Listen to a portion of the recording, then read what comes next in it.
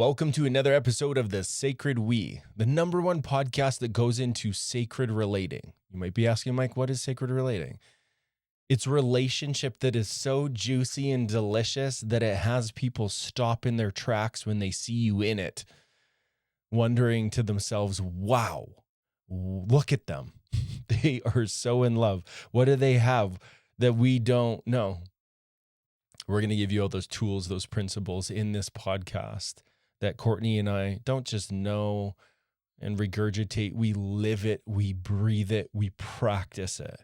And I'm telling you, from the inside, it's the most enjoyable experience that you will ever have, because relationship is the hardest thing you will ever do. And it's crazy for us to think that we could do it well without guidance, mentorship, learning, tools, practices. And so we are going to give you that in this podcast.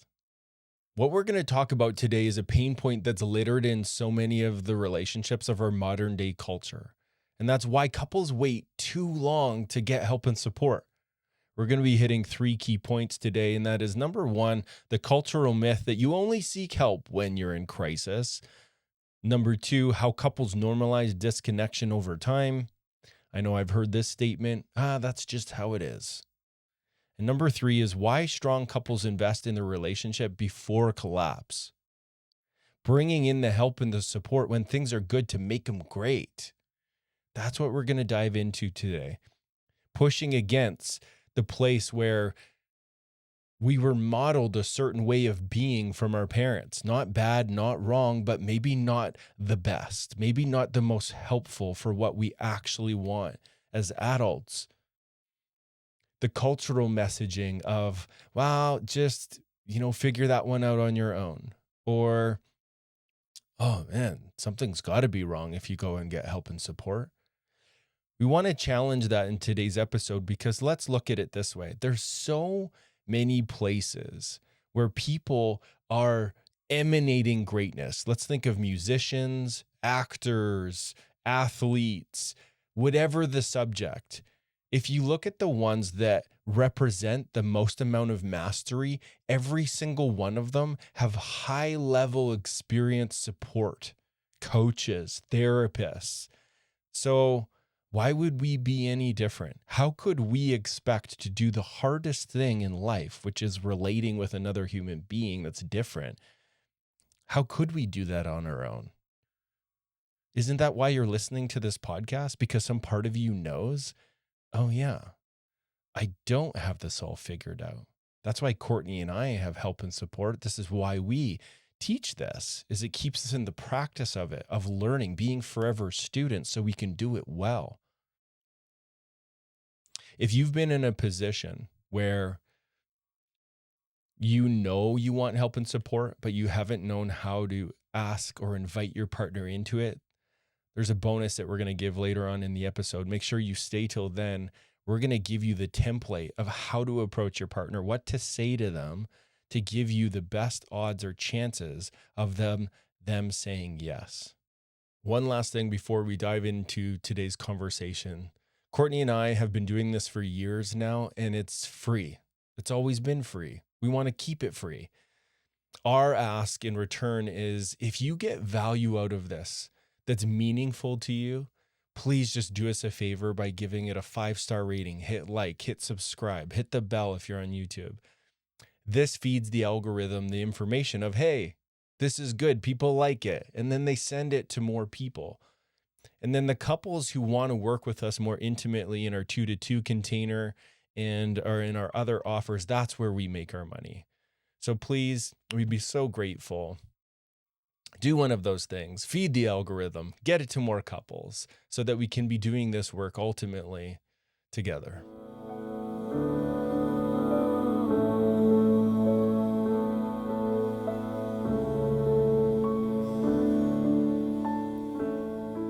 To my relationship with Mike, I had 2 long-term relationships. If you're hearing anything funny in my voice, Mike and I have been laughing and in a giggle fit. So I'm trying to shift into Serious being mug. serious. It's a serious topic. We've been giggling a whole bunch, and then we get in this giggle thing. So now Stay tuned to the end. We'll include the bloopers. The bloopers. So there's like a giggle in the background of my experience, but I'm coming in for landing.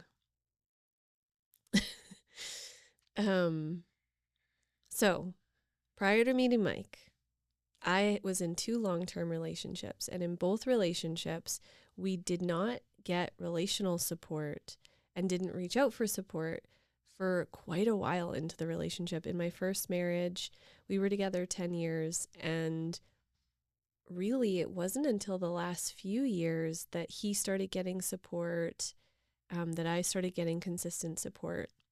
And what I would say is that by the time we got support, it actually helped a lot. We started to relate in better ways.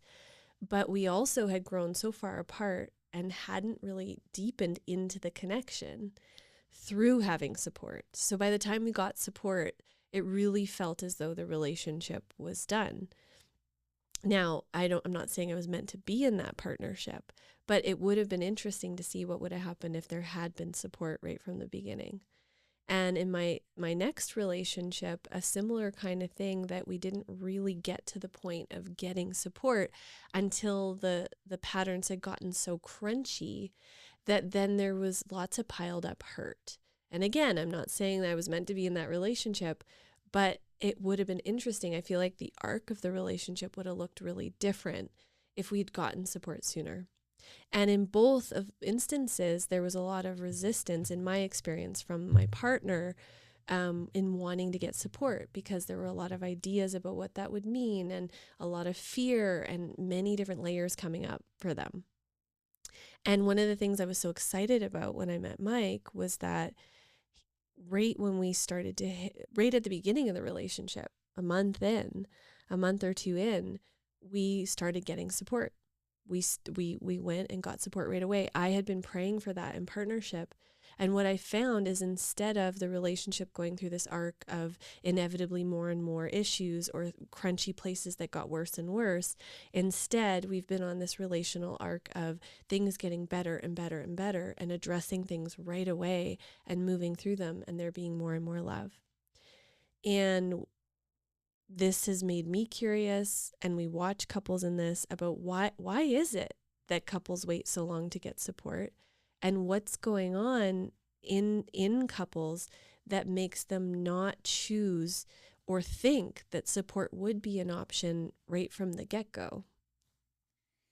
Yeah, it's interesting. We have similar experiences from our past. I come from a marriage that didn't work out, and there was a moment, I can't remember how soon in the beginning, where my wife at the time did invite support. It definitely wasn't inspired by me, which I think almost every time support comes into a marriage, it's usually initiated by the feminine. Thank you for tuning to the relational space.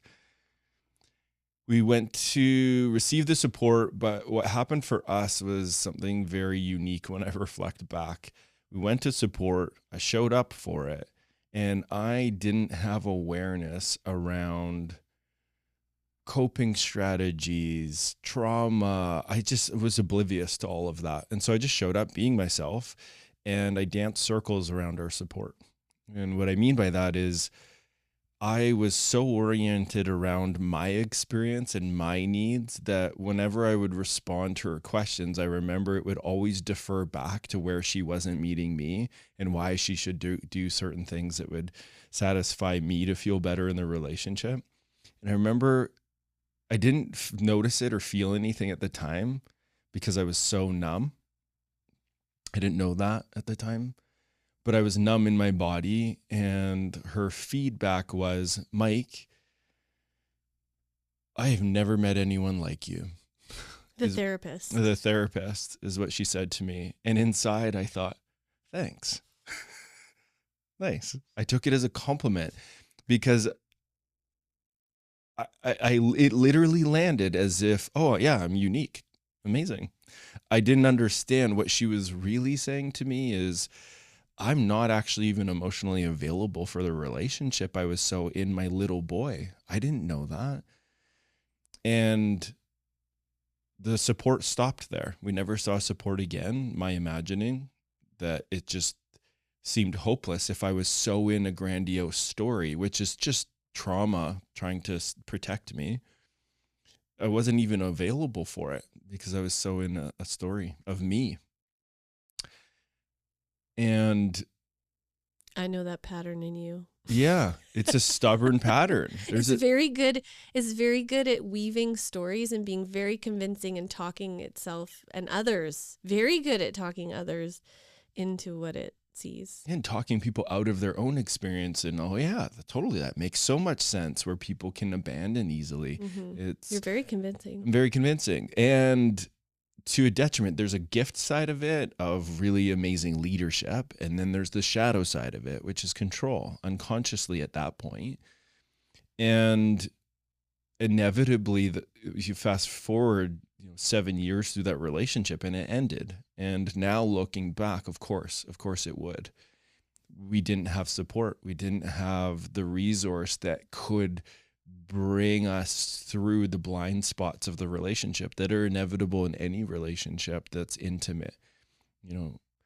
What I learned from that was, oh my goodness, because when the marriage ended, it brought me to such a vulnerable place because my whole world just blew apart, that I started to feel all the layers of where I was numb way back sitting in that chair with the therapist. And all of a sudden I started to have insights because it was so painful that I could not feel it.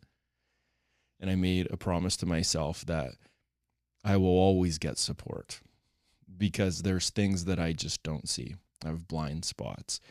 Why do couples wait too long to get support? This is something Mike and I, because we see how much it helps couples when they get support, and we know how much it helps us when we get support.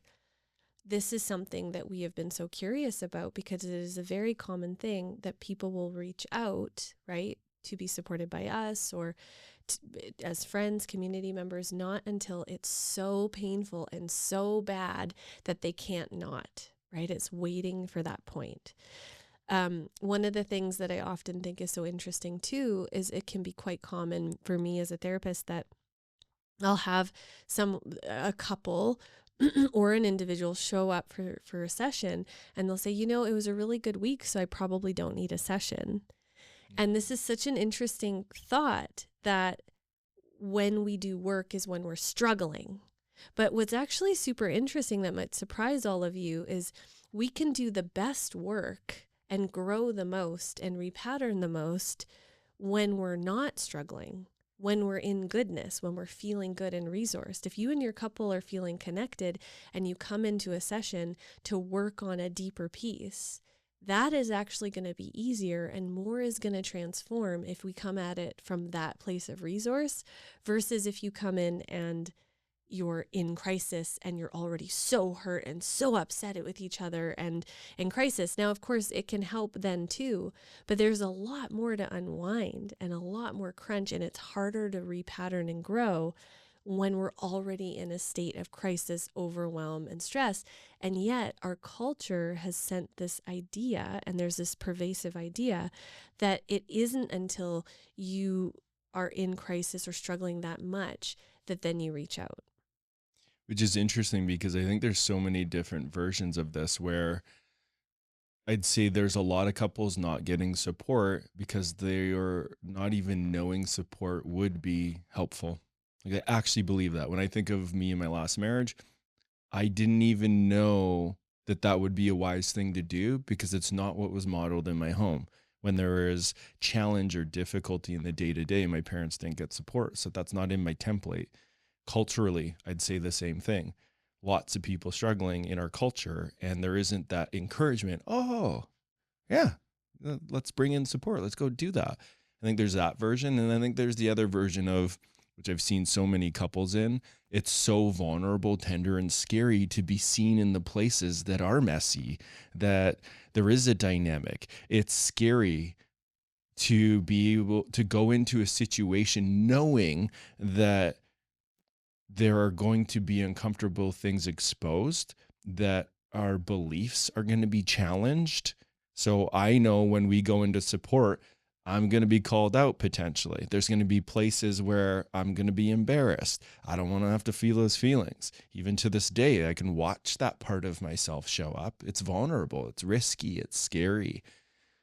And I'm curious of what other layers that you notice that gets in the way. Well, I think that part makes people wait until because they're afraid or it's tender or vulnerable, that makes them wait until the pain of not reaching out is so big, because now it's gotten so bad that now they reach out. And, the curiosity is, what if instead we start to rewrite a culture that encourages, that actually part of healthy relationship is support. But we'll touch on that a little bit later. The other thing that I think is playing out too is, because of this cultural myth and cultural understanding that we wait till crisis, laden in there is this belief that we should be able to figure it out on our own. So there's sort of this underlying idea that we should all just know how to do relationship. We should all just know that. And the only time we need to get support is when we failed. Or it's about to fail. Yeah, we've failed. We have not done it right. There's something wrong with us. And now we're going to get support. Versus, whoa, we live in a culture that has not taught us how to relate. And we need to be taught. And we need guidance. And every human needs guidance, because relationship is actually the hardest thing in the world to do. Versus where a lot of couples are at is, I should know. I don't know. I feel embarrassed. It must be something wrong with me or wrong with my partner. And, oh, great, now we're failing and it's falling apart. So I guess we have to go get support, is I think where a lot of people are at. And from the seat that Mike and I sit in, I feel sadness, because I wish couples could see it from where we are sitting. Yeah. And then, so just to offer over the transparency, there's a lot of couples that'll message us or see us in the life that we live. A lot of what's inspiring in the life that we live is because in the background, there's been support from day one. So, and what gets in the way of getting support from day one is also this place where couples end up normalizing disconnect. So this is something that happens in relationship, and it happens culturally in our culture, where we slowly normalize disconnection. We slowly normalize not getting met. We just a little bit at a time. I mean, this happens so often in our culture that, a couple's fighting or a couple's not feeling connected, and we just say, oh, well, that's relationship. That's how it is, Oh, that's just what happens in partnership over time. And there's a lot of narratives about that we have to accept it, and that's just how it is.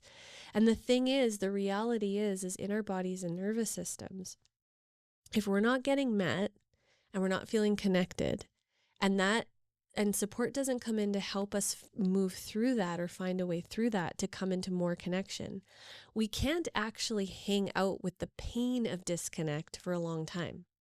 So eventually we will reach a point where it's too uncomfortable and we just start to numb and we start to pull away, because we can't hang out in the awareness of it for a long time. It's too painful. And so this is what happens, is there's a numbing. So the part of us that wants to connect starts to numb, because we're not actually finding a way to connect. The only way that connection itself can grow and get bigger is if we are feeding it together. And when there's bigger and bigger disconnects coming in, we do something about it. We honor the desire to connect. Yeah, and I want to add a layer to that. There's the numbing, there's the pulling away, but then there's also the fighting and the defending, the deflecting, and there's a pleasure in being in survival energy and adrenaline. So I'd say there's a place where couples normalize that, yeah, you just fight in relationship. I'd agree to that, to a point that disconnection is a part of relationship, but there's a difference between living in conflict and learning the tools of how to gracefully dance through conflict.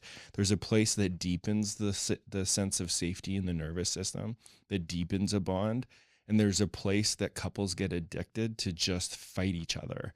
And, we teach this to our couples that and this is worth writing down, there's 3 phases of relational consciousness. And the first one, and we can't skip any of these, there's no bad, right, or wrong, but we have to move through and grow up through these phases of consciousness. The first one is me consciousness.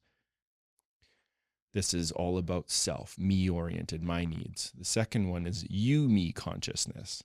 That is where Courtney and I start to negotiate getting each other's needs met and finding what that right balance is. So we figure out how to dance. Oh, there's you and here's me. And then how do we do this where we both feel good and respected in this? And then there's the third, which is the aim to graduate and evolve into, which is we consciousness. We consciousness is this place. And for me, it's moments. It's these enlightened moments where I can feel there actually is no barrier between you and me. Me is satiated by tending the we, really feeling the bigger field of our son Cedar and you, and really getting to know and attuning to you is the thing that's taking care of me. And there's this place where we're just feeding the family field. That's the we consciousness that we're being invited to graduate into. But we first have to understand and be able to notice where we're in the disconnection points, because the disconnection points happen in the first 2 phases, me consciousness and you, me consciousness. Yeah, so good.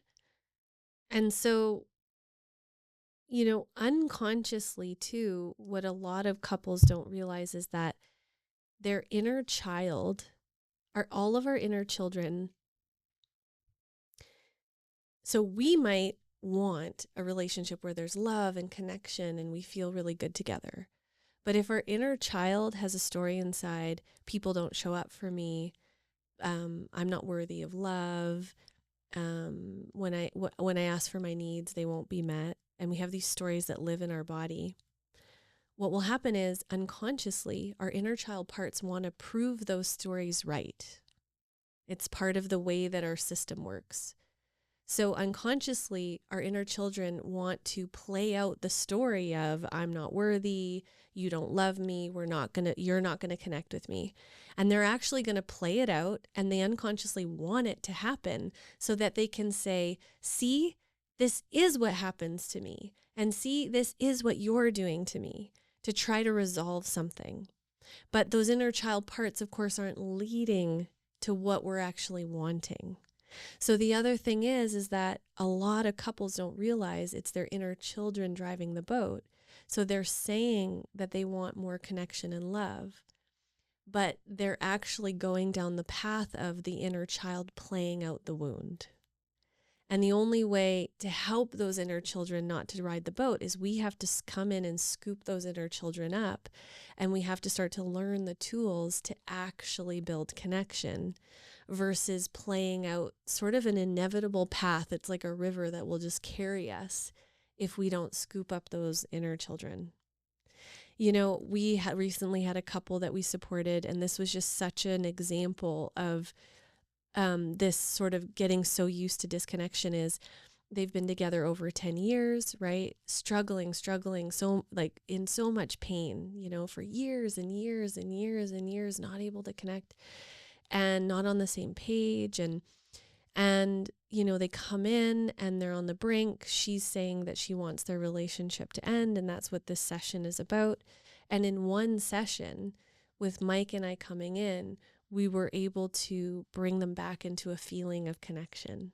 And in a moment, all of those layers of stuff that had been there just melted away, and they're looking at each other and remembering the feeling of what it's like to be connected. And that was in one session, in one moment. But the thing is I just think it's wild that was one moment of all of that melting away. And yet the disconnection can become so normalized, and you're so in the world of disconnection that you don't even know that connection is right here. And I just think that that's wild, that that's how our consciousnesses work. Yeah, and the reason it's helpful to know that that does play out, that culturally there is a normalizing disconnection, is if we can recognize that that's there, we can be more discerning. So as an example, you and I, when we were filtering out who would support our relationship at the beginning, we went through a whole learning of, oh, the person has to be living what we call sacred relationship or evolutionary relationship. They have to be living it, or else they actually can't guide us into the practice of something they're not living.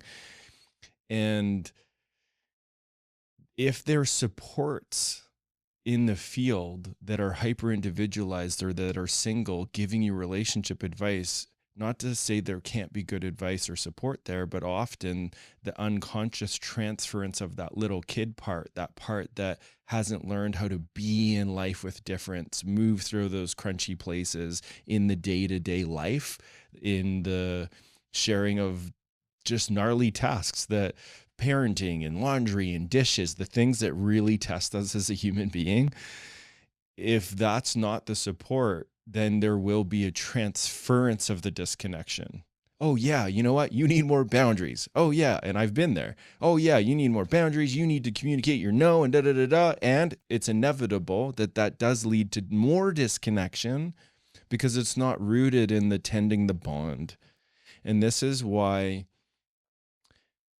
there is that just palpable experience of disconnection in the field, because we need to understand something so important. This is this third point of why successful couples are supported.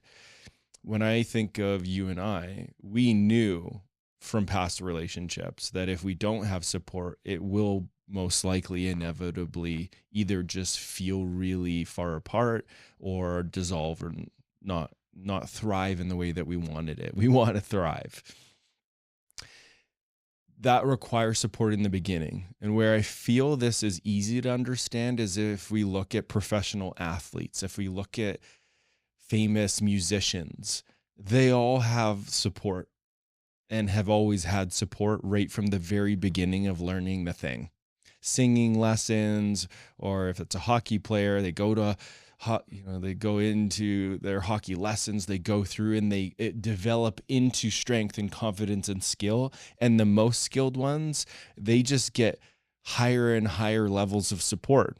Like when we think of an example I want to use quickly here is Michael Jordan. And people have researched and want to know how Michael Jordan's brain works and how he was able to become so skilled. And the thing he talks about is his level of support, having the best of the best coach to be able to keep him at his growing edge so that he's always improving. That's what creates mastery. And so when I look at our relationship, it's not perfect. It's not meant to. And we're forever refining and improving how to meet each other, how to live in the sacred we, how to live in the allyship, how to really get to know each other's nervous systems. As we do this, it makes it easier to show up for the discomfort. It makes it easier to move through the crunch.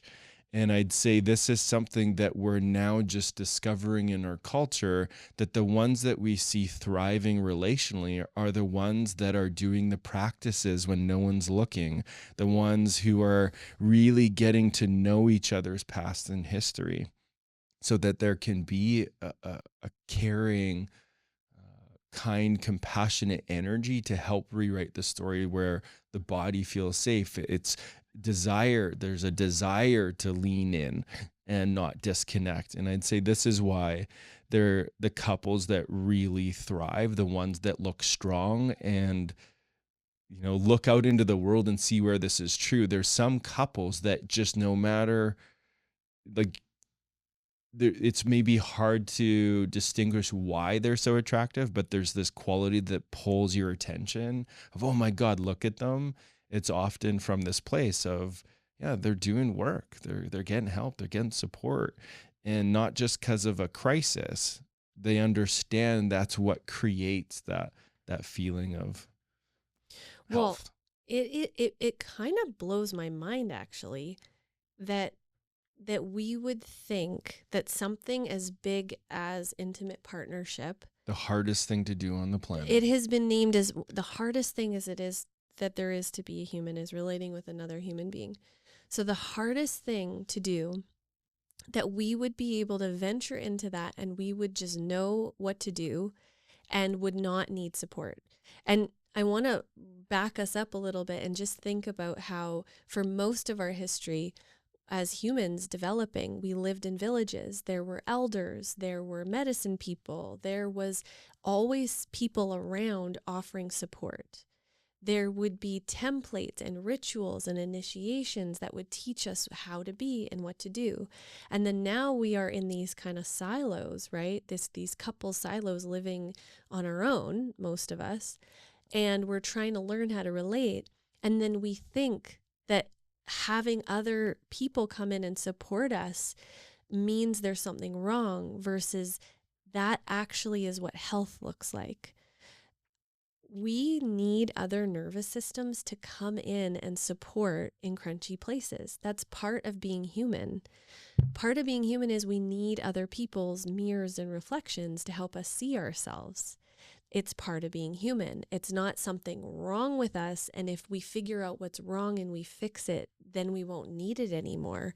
It's more, the more I come into health, the more I want reflections, the more I want support, the more I want someone to help me see what's happening here with my partner.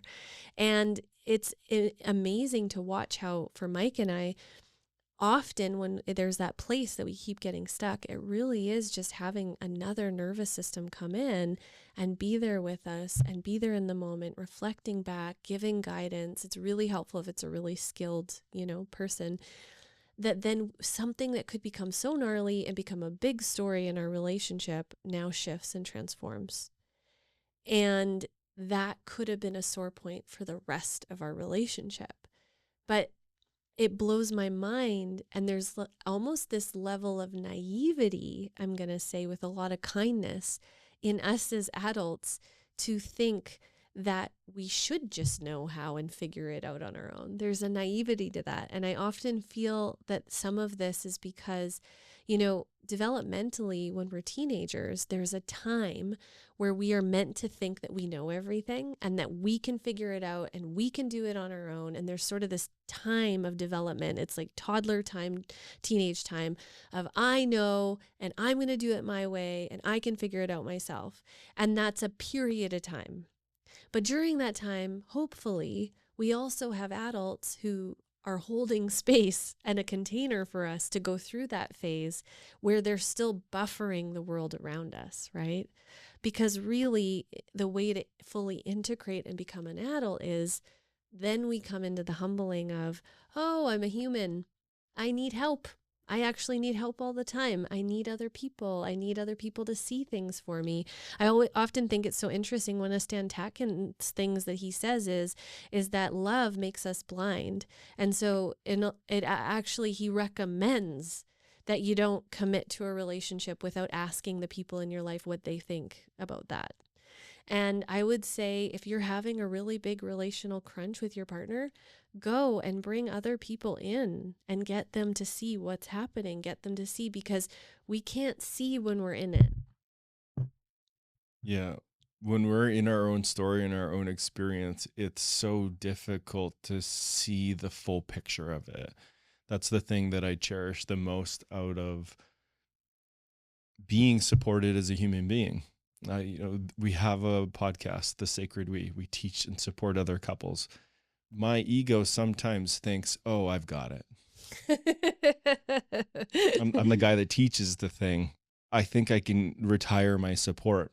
And there's been moments where I do, and not in full thinking that I'm fully done. I'm good. I'm just going to coast here, back up all my supports. And then I do, and then I wobble, and I'm super humbled and reflected back really quickly. Mike, you don't got it. I don't got it if I'm on my own. I know that. It's no different than my spiritual practice. And there's a lot of people that live and embody this.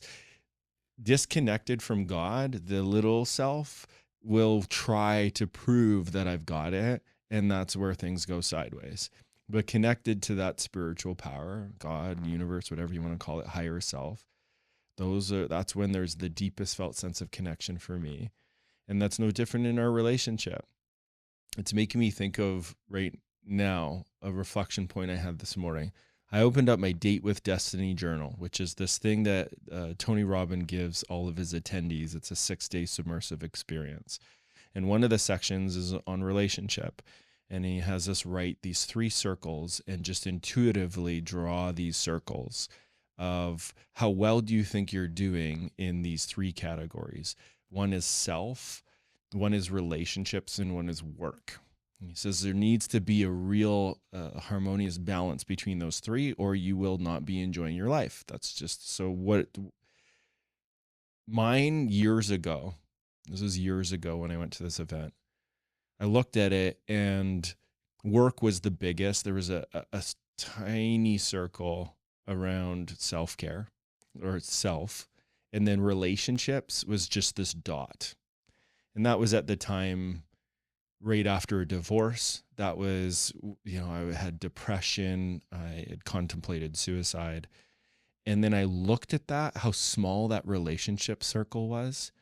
And I knew I needed to make a decision and double down on relationships. And I didn't know what I didn't know, but it's actually, I took it so seriously, seeing that tiny little circle, that I got so much help and support and wanted to learn about relationships. I doubled down on Mark Grove's content, and I doubled down on Gay Hendricks' Conscious Love. I just so much support. And then now, all these years later, looking at that, it was interesting to see I really integrated that. I became a relationship coach. And I'm so glad, because us living and breathing the day-to-day practice of a relationship has created such a deep well of confidence, of understanding that it's not meant to be easy relating with other human beings that are different. I need tools. I need constant checkpoints of, is the story I'm telling helpful about you, my partner? Where am I not fully hearing what a person is saying as feedback? If I don't create that skill, if we in relationship don't create that skill, we will be in pain. I'm not saying that from just information, from lived experience. It led to such a deep despair of wanting to leave this planet, of not having that rich connection, that what I've learned over the years and I've seen as a theme, not just in relationship, but in business, and anyone who has something I feel inspired by, some skill, some trait, the thing that's behind the scenes is support.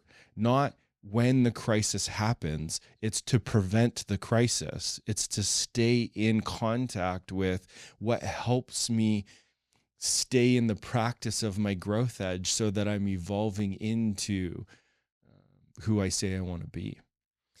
Yeah. I mean, what I think is interesting too in what you're sharing is, we're all these unique individuals, and each relationship is going to have its individuality and its own unique expression, right?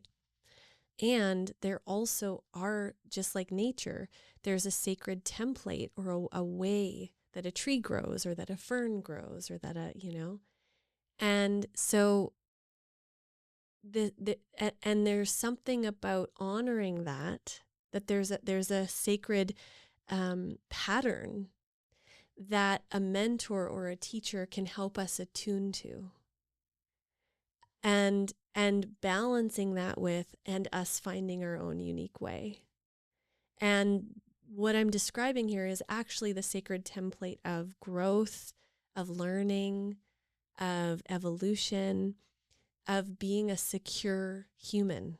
Because a marker of what tells us that someone is secure in themselves is that they welcome support, they welcome mentorship, they welcome teaching, and they lean into that and let that evolve them, while holding on to themselves, while holding on to their uniqueness.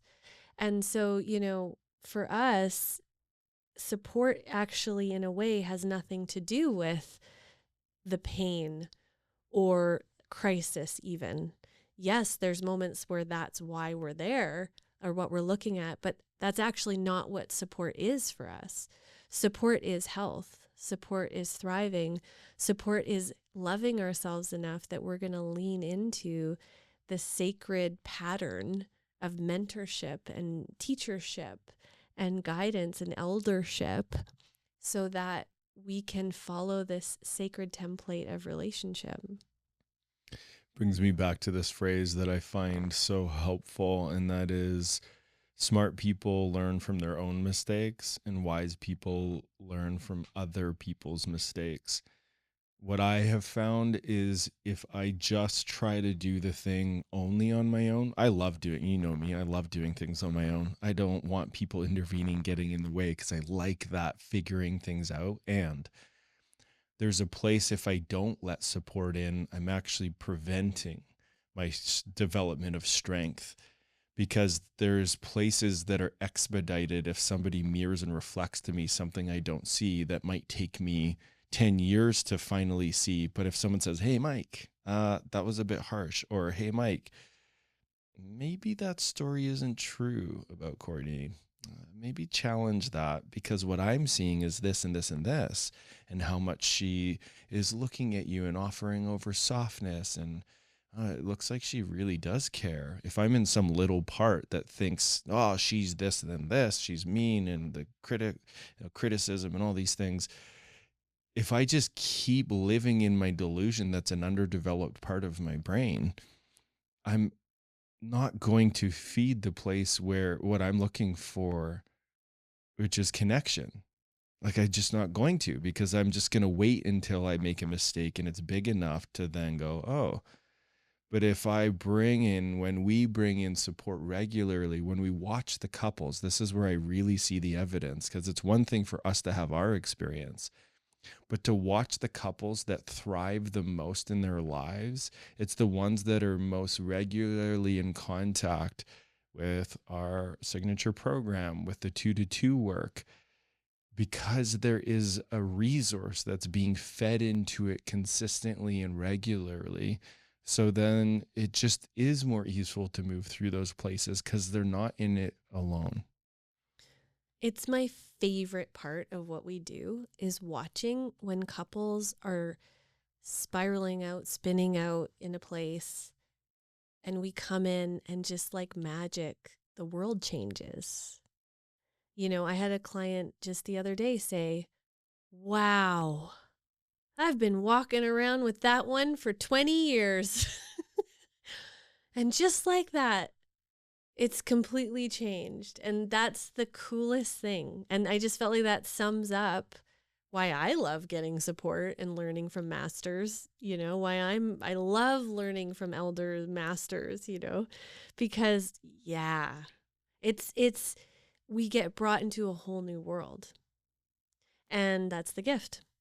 And I would say that's why couples that are thriving, strong couples that really want to live a really full, beautiful life, that's why they want support. And so, you know, you might be out there thinking, yeah, but what if my partner won't get support? What if, you know, if you're like me and how I described at the beginning, my last two partnerships, it was hard to get into support. And, you know, the first thing I'm going to own is I did not at the time know the right way and the better way to invite them into support. And so it was partly them, but it was also partly me and the way that I was approaching it. And, you know, so this is our bonus. We want to talk about how you can actually communicate with your partner if you want support. And guess what? Guess how I did it? I would get angry. I would point out what was wrong with the relationship. I would talk about how awful everything was and how our relationship felt terrible, which these are important pieces. You know, they need to hear the pain, but it was not the way to guide them into support. It was very inviting and supportive, encouraging. Oh, yeah, sounds great. So I'm gathering I'm a piece of shit. You're not happy with me. I'm not doing anything right is often just, and I'm saying this in past version of myself that still shows up sometimes, that is resistant to seeing the part that I'm contributing, but also to all the male clients that I work with. And I'm saying all of them that I work with, there's that place of the default is how it ends up landing. That's what's the most important, is how, not what you think you're saying, what is the meaning being made out of what's being said, because that's going to be the determining factor whether somebody's going to say yes to move towards being supported, which is vulnerable and scary. How it's delivered is so important, because men will, yep, this pretty well is me accepting total defeat as a man.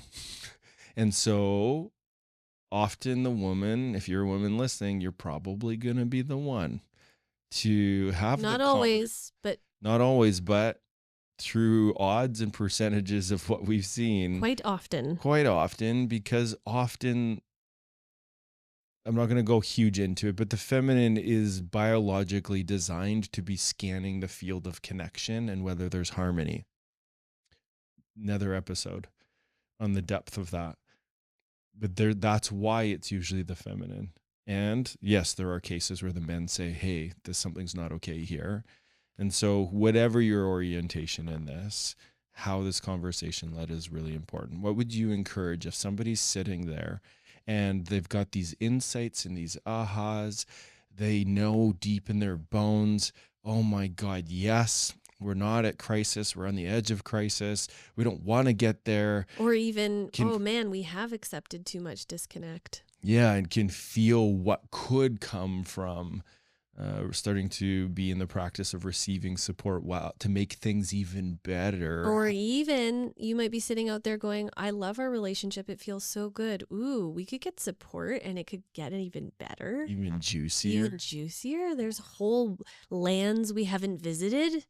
Yeah. I mean, the first thing is you want to lead with really affirming what you love about them, what is feeling good, that you care about the relationship, always leading with that, getting yourself into a grounded, connective state, making eye contact, breathing, going slow.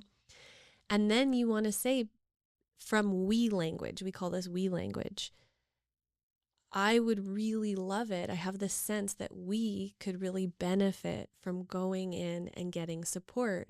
I care about our relationship. I want us to do well. And I am feeling hurt and upset in these different places.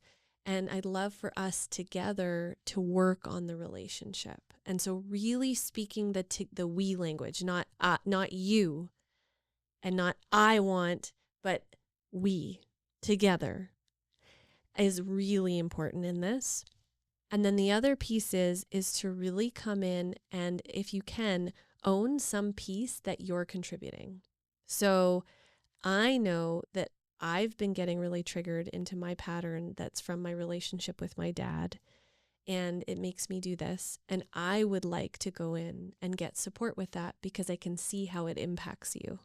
If you can lead with taking responsibility for a way that you're contributing, or it could be, I know that I have this pattern of trying to fix you because I'm not knowing what to do.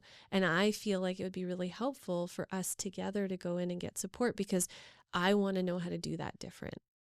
If you can own your own piece, something you want to change, that will soften your partner, because one of the number one things that the partner is afraid of is that you're going to drag them into a session. And I'm saying that because usually that's the feeling they have, is they'll get dragged in and then they'll be the bad guy and it'll all be about what they do.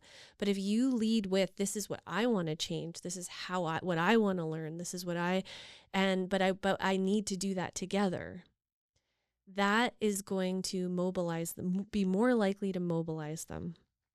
Yeah, and just to give another layer of depth on that, in the brain, if there's, and this is why it's woven into the very foundation of the work that we do with couples, that's why it's called the sacred we. This we language, what it's doing in the brain is it's disarming the places that's perceiving threat. And this has been studied and proven that when we have you statements, and when you statements are backed with charge or energy When I say charge, it's anger, frustration, grief, shame, sadness. When there's a charge to it and you statements are offered, the nervous system goes into anything that it's learned how to protect. So it could be numbness, dissociation, push away, defend, deflect. But what we've noticed is when you bring in we language, when we start to speak in, hey, God, I've really been missing you. My experience is we are struggling with how to really feed this relationship. We don't have that bond that we had when we first met. I'm missing that. I'm longing to feel you and get to know what we need here, to be more connected, to be allies, to be friends. When that language is in there, the brain will actually drop all the weapons, the daggers, the shields, the when you statements are made, just dissolve, get put down, and then it makes it more possible to move in the direction of the desire. And so we can also look at this as intention setting. And what I want to add here is what can be really helpful is build your own resource up. Don't share this in the moment where you're having a fight or an argument. Wait for things to be going well. Go do some self-care, listen to some music, move your body, maybe go out in nature, and be in resource when having the conversation, and imagine the future version of yourselves 3 years from now that has been getting the help and support and what that looks like. And imagine that being the thing, speaking into the field when having the conversation. So good. Yeah. And so thank you for joining us. If this resonates, if you're feeling the call, we do offer 2-to-2 support. Mike and I have 2-to-2 containers where we work intimately with a couple for 6 months. Powerful transformation, support in between sessions. Check out the link below, and we could always hop on a discovery call. Yeah, and we only take a few couples a year. So if you're feeling the pull, hop in there. And if you got value from this, do us a favor and go down, give this a 5-star rating. If you're on the Audible platforms, leave a comment. We'd love to hear what got invoked in you. If you're on YouTube, hit like, subscribe, hit the bell, and then that gets pushed out to other couples who also want to learn how to live that juicy, sacred we.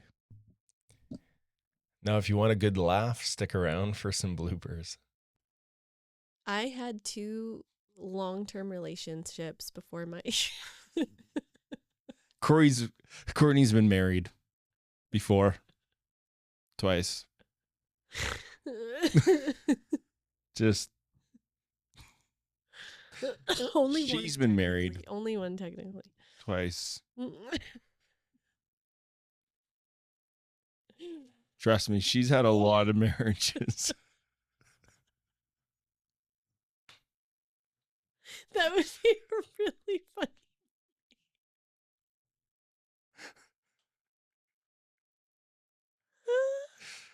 Trust me, I've had a lot of marriages.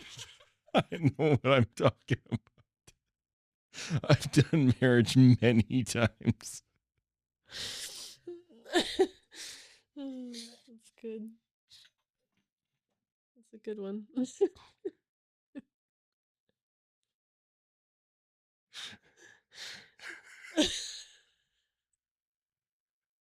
Where's that from? Isn't that from My idiot brother? Oh, yeah. Trust me, I've been a lot of candles. Oh, yeah, that's the right. candle dipping, and then people bring in their the ends of their candle, and then they keep melting it. That's right. And then their businesses. Yeah. I've been another candle, and then I've been another candle, and then he's like, now we've got the candle that's trust me, I've been a lot of candles.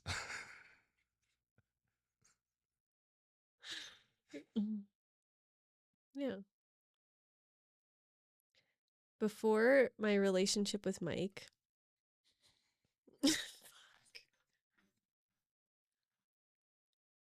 I had a lot of marriages.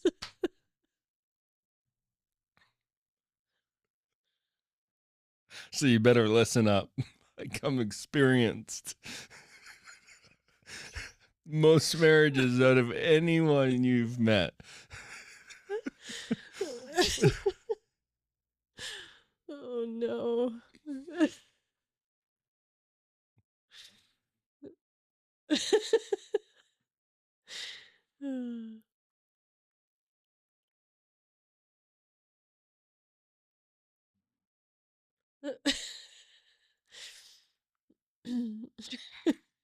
The timer's working well.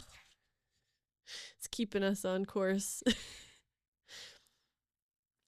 Prior to meeting Mike, I was in 2 long-term relationships. Mike, I had it that time.